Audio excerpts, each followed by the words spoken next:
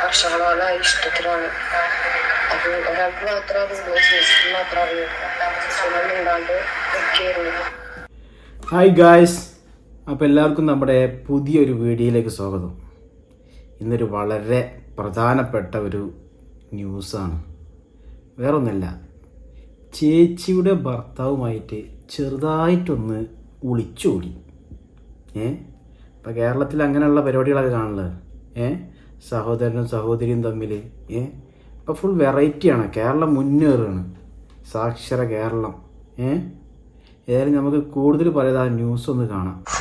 എല്ലാവരും അവളോട് ക്ഷമിക്ക്. ഞാനും വിഷ്ണു തമ്മിലുള്ള കല്യാണത്തിന് എനിക്ക് താല്പര്യമില്ല.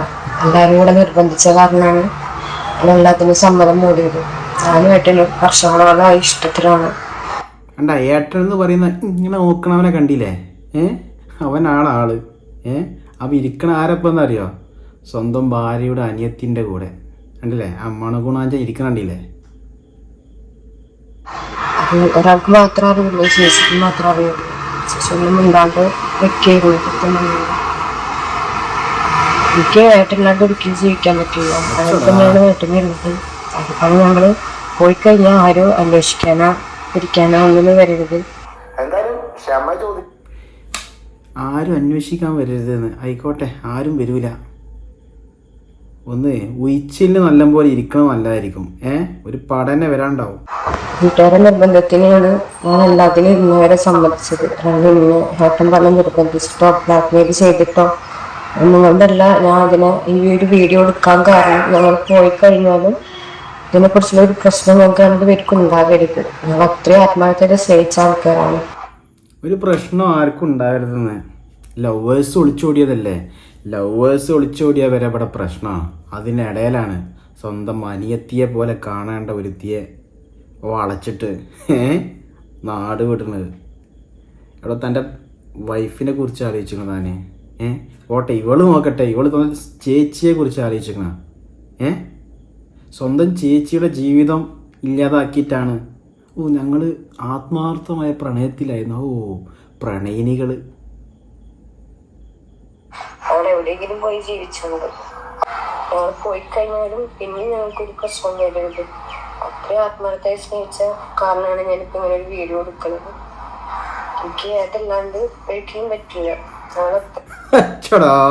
ഏട്ടനില്ല. അപ്പൊ ഏട്ടൻ ഇങ്ങനെ അയ്യോ, ഏട്ടൻ കിട്ടിയ സൈറ്റില് ചാരി നിൽക്കാണ്.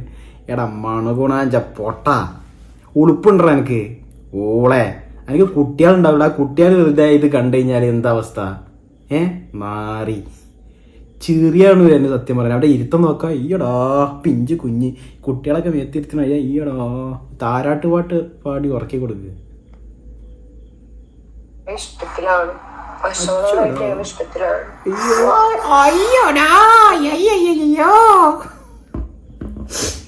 ഗൈസ്, ഇവരെ പറഞ്ഞിട്ട് കാര്യമില്ല.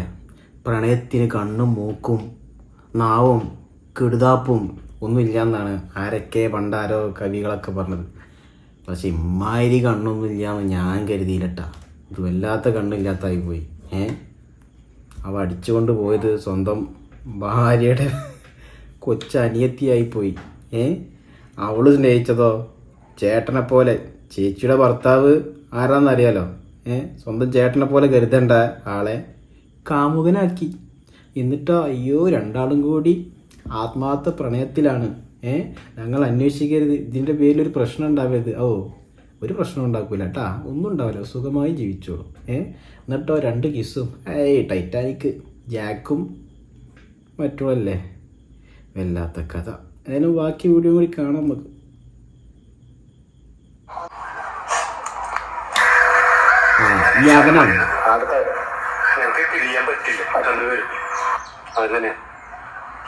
പിന്നെ വീട്ടുകാര് നിജോനും എല്ലാ കാര്യങ്ങളും അറിയാം.